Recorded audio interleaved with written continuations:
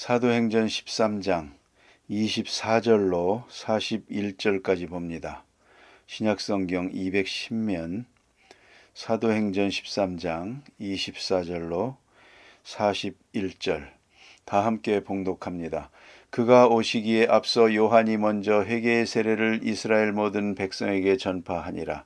요한이 그 달려갈 길을 마칠 때에 말하되 너희가 나를 누구로 생각하느냐? 나는 그리스도가 아니라 내 뒤에 오시는 이가 있으니 나는 그 발에 신발끈을 풀기도 감당하지 못하리라 하였으니 형제들아, 아브라함의 후손과 너희 중 하나님을 경외하는 사람들아, 이 구원의 말씀을 우리에게 보내셨거늘 예루살렘에 사는 자들과 그들 관리들이 예수와 및 안식일마다 외우는 바 선지자들의 말을 알지 못하므로 예수를 정죄하여 선지자들의 말을 응하게 하였도다.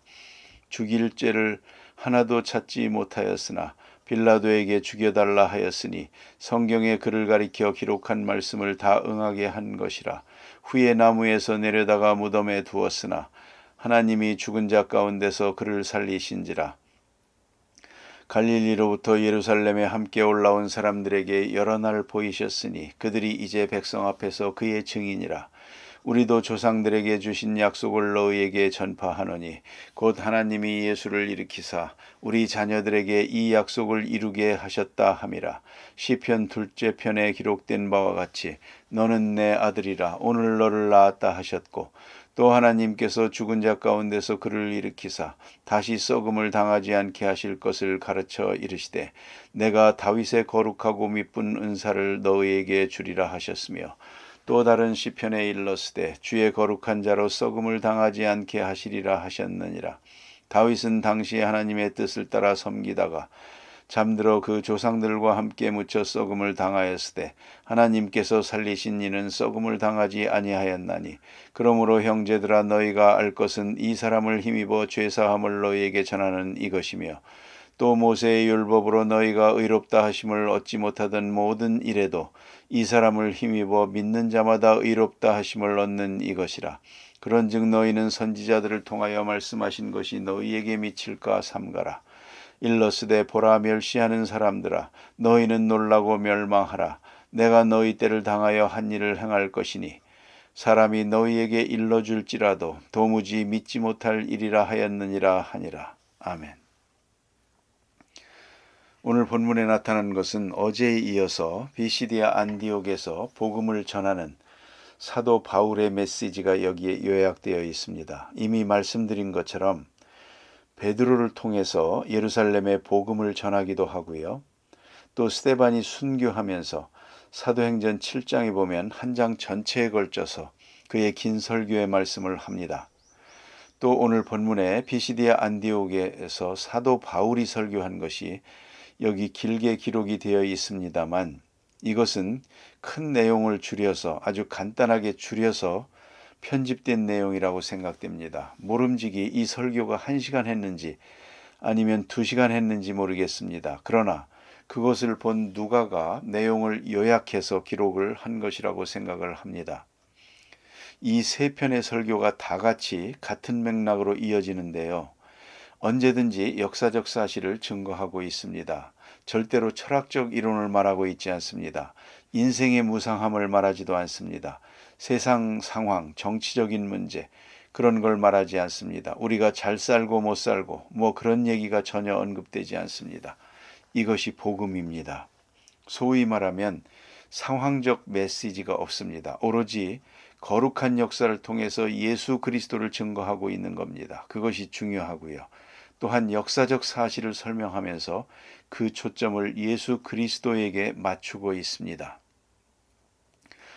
여러분 아시는 대로 스토아 철학이라든가 불교라든가 많은 철학자들의 이론 중에는 역사를 하나의 원으로 설명합니다. cyclized, 즉 돌고 도는 것이다. 윤회하는 것으로 설명을 합니다. 그래서 뭐 별 역사가 따로 있는 게 아니고 돌고 도는 것이다. 그리 생각을 합니다. 기독교의 역사관은 그렇지 않습니다. 창조가 있고 또 인간의 범죄가 있고 또 심판이 있고 시작이 있고 끝이 있습니다. 그것이 기독교적 역사관의 중대한 특징입니다. 그래서 역사의 시작, 창조가 있지 않습니까? 창세기 1장에 천지를 창조하시다. 시작이 있고요. 그리고 요한계시록 끝에 가서 보면 주여 오시옵소서, 마지막에 주님 오시죠. 그래서 시작이 있고 끝이 있고, 그리고 인간의 타락된 행위가 있는가 하면 초월적인 구원의 역사가 있습니다. 이 귀한 진리를 우리가 꼭 이해해야 됩니다. 그저 몰라도 될 것이 있겠지만 이건 몰라서는 안 됩니다. 반드시 알아야 됩니다. 인간의 죄악과 실수, 실패, 반항 있어요. 우리가 지금 보는 바와 같이 혼란함이 있지 않습니까? 지금 우리나라의 정치, 문화, 그냥 곤두박질하는 것 같습니다. 그러나 우리는 믿습니다. 하나님께서 그 모든 혼란을 통해서 당신의 귀한 뜻을 조용하게 이루어가고 계시다. 어디론가 저 앞에 있는 초점을 향해서 역사가 운행되어 가고 있는 것이다. 그것을 믿을 수가 있어야 됩니다. 그러니까 인간의 죄악과 혼란도 직시할 수 있어야 하겠지만 그걸 초월해서 역사하시는 하나님의 능력도 함께 깨달을 수 있어야 한다. 그것을 우리가 깊이 생각해야 합니다. 그래서 직선적 역사의식, 또 바른 목적의식, 그리고 오늘도 이 현실 속에서 그 거룩한 목표를 향해서 가고 있는 현실의 의미를 바로 아는 그런 신앙인이 되어야 한다 하는 말씀입니다. 그러니까 예언이 있는가 하면 성취가 있죠.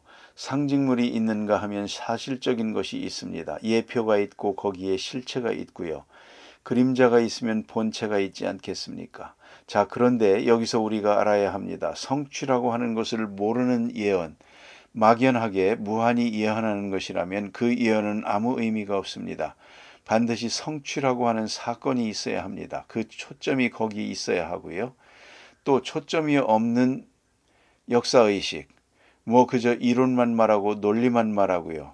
그게 역사의 마지막 오메가 포인트, 초점을 잃어버렸다면 그건 아무 의미가 없는 것이고요. 또 본체가 없는 그림자, 그것이 헛개비입니다.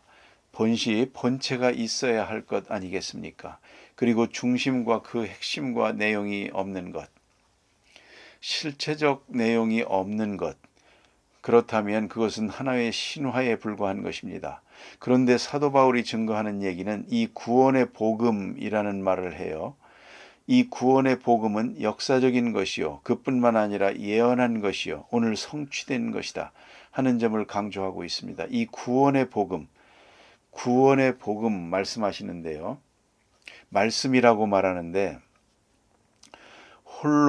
홀로고스 티스테리아 스타테우스, 아주 유명한 말입니다. 그것은 로고스, 이 구원의 말씀, 그것이 생명이요, 그것을 내가 전하고 있다 하는 핵심을 분명히 하고 있습니다.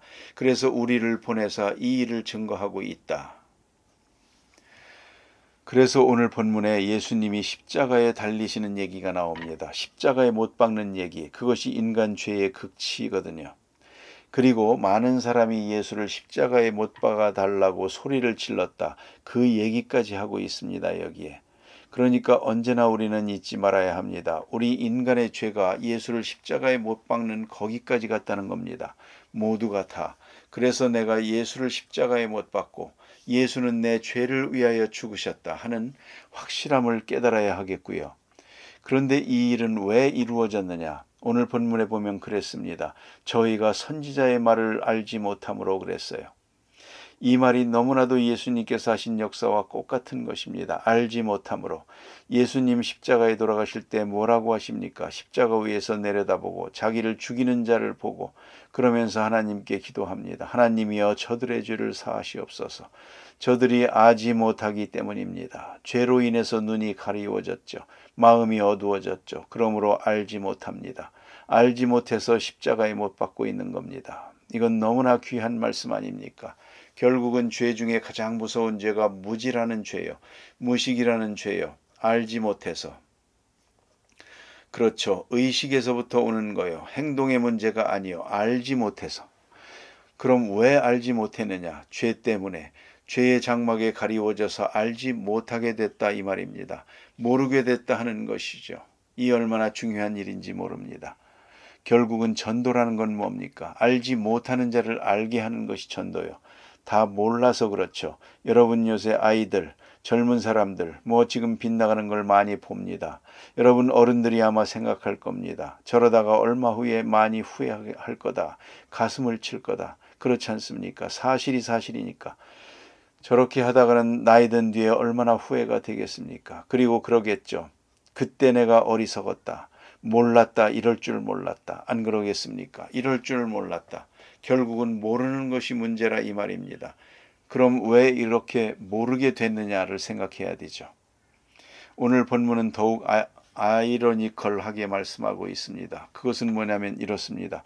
안식일마다 외우는 선지자의 말을 알지 못하므로 알지 못하되 특별히 성경을 몰랐다는 거죠. 또 성경을 모르되 안식일마다 읽어요. 외워요. 외우면서도 뜻은 몰라요. 그래서 문제가 된 거죠. 오늘도 그렇습니다. 성경 말씀 듣고 읽고 알아야겠죠. 설교 말씀 들으면서 잘 알아야겠죠. 잘 듣고 깨달으면 틀림이 없습니다. 그는 바른 신앙에 살아요. 소망 중에 살 수가 있습니다. 그런데 문제가 있는 것은 설교를 못 알아듣는 겁니다. 어떻게 된 일인지 상당히 알아들을 만한 사람인데 못 알아듣습니다. 마음이 어두워졌습니다. 못 알아듣습니다. 거기에 문제가 있습니다. 특별히 여기 보니까 안식일마다 외우는 하나님의 말씀을 알지 못하므로 아주 재미있는 얘기요. 외웁니다. 외우기는 하는데 뜻은 모릅니다. 여기에 문제가 있습니다. 이런 일이 있었습니다. 어떤 교회의 저녁 예배 때 원로 목사님이 설교하러 갔는데 설교 예배 끝에 성경 암송 대회를 했답니다. 그런데 본교회 목사님이 채점을 하게 되면 편견이 있을 것 같아서 손님으로 간 우리 원로 목사님께 심사를 해달라고 했답니다. 그리고 1등, 2등, 3등을 정해달라는 거죠. 상을 주겠다고. 그때 외운 성경이 뭐냐면 빌립보서입니다. 빌립보서가 4장까지 있지 않습니까? 그걸 다 외우는 것인데 이미 심사해가지고 마지막 4사람만 앞에서 외우게 한 것입니다. 참 잘 외우더랍니다. 숨도 안 쉬고 외우더랍니다. 줄줄이 그냥 1장에서 4장까지 쭉 외우는데요. 그 중에 특별히 한 사람이 더 잘 외우더랍니다. 아주 여기 올라서서 눈을 딱 감고 외우는데 아주 놀랐답니다. 그렇게 머리가 좋을 수가 없더랍니다. 그때 들으면서 저 머리 절반만 내가 가졌어도 좋겠다. 그런 생각을 했답니다. 얼마나 잘 외우는지 성경을요. 그런데 이제 놀라운 것은 상을 줄 때에 1등 받은 사람에게 상을 주는데요. 상을 주는데 교인들이 한 사람도 박수를 치는 사람이 없더랍니다. 2등을 주니까 박수를 칩니다. 3등도 박수를 칩니다. 그런데 1등은 박수를 안 칩니다. 이게 도대체 이상하지 않습니까? 그 다음에 얘기를 들어보니까 목사님 말씀이 그 여집사님이 머리도 좋고 교회 열심이고 성경도 잘 외우는데 좌우간 시어머니하고 싸우는데요. 아주 투개랍니다. 투개. 유명하답니다. 시어머니하고 싸우는 걸로. 아주 소문난 사람이랍니다. 그런데 그렇게 성경을 잘 외운답니다. 그래서 그때 깨달았답니다. 성경 암송대회 이거 말짱 헛거구나. 그리 생각을 했답니다. 오늘 그랬지 않습니까? 안식일마다 외우는 성경을 알지 못하므로 그러니까 읽어야 하고 들어야 하고 외워야 하겠지요. 외워야죠 물론. 하지만 외우면 뭘 합니까? 뜻을 모르는데. 그러면 그의 생활은 영 아니요. 이스라엘 사람들이 그렇습니다. 성경 많이 외웁니다. 바로 그런 얘기입니다. 안식일마다 외우는 겁니다. 안식일마다 성경을 외우는데 뜻은 모릅니다. 이들은 전문가요. 바리새교인 서기관 제사장 전문가요. 성경의 전문가요. 그런데 예수를 십자가에 못 박았습니다. 그러니까 중요한 것은 우선 마음을 열고 성경을 읽어야 되고 성령의 감동을 받으며 읽어야 되고 뺄 수 없는 것은 예수 그리스도에게 초점을 맞추고 성경을 읽어야 됩니다. 예수 그리스도 중심적으로 성경을 읽어야 성경을 아는 사람이요. 그렇지 않고 성경을 읽는다면 그 사람은 외워도 소용없습니다. 안식일마다 외우는 성경, 그리고 예수를 십자가에 못 박았습니다. 이게 얼마나 아이러니컬합니까? 우리가 허구한 날 하나님 말씀을 듣습니다. 그러나 겸손한 마음으로 깨끗한 마음으로 그리고 주님을 만나면서 읽어야 됩니다.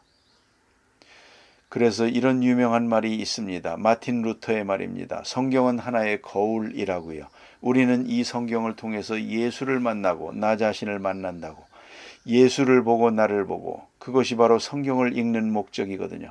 그래서 오늘 성경 말씀에 자 이제 예수께서 십자가에 돌아가시고 부활하시고 그 증인으로 우리가 있습니다. 이럽니다.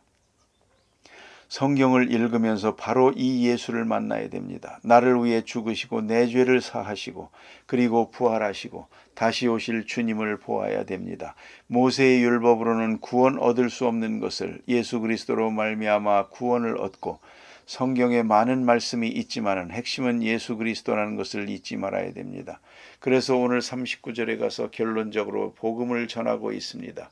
모세의 율법으로 너희가 의롭다함을 얻지 못하더니 모든 일에도 이 사람을 힘입어 믿는 자마다 의롭다함을 얻는 것이라. 예수 그리스도를 통해서 믿어 의롭다함을 얻는 것이라. 바로 이 일을 위하여 우리는 성경을 보는 것입니다. 오늘도 우리가 성경을 읽고 또 기도하는 중에 내 죄 사했느니라, 내가 너를 사랑한다 하는 말씀이 내 귀에 들려와야 됩니다. 그래서 순간순간 읽는 성경을 통해서 주님이 항상 내게 향하신 사랑을 확증하는 것이에요. 그것이 바로 성경을 바로 보는 것이고 바로 읽는 것이죠. 성경 많이 읽고 많이 외우고 그것이 문제가 아닙니다. 단 한 절을 읽더라도 성경을 바로 읽고 그 속에서 주님의 음성을 내가 듣고 내가 주님 앞에 바로 서야 한다는 것, 그걸 잊지 말아야 합니다. 기도하십시다.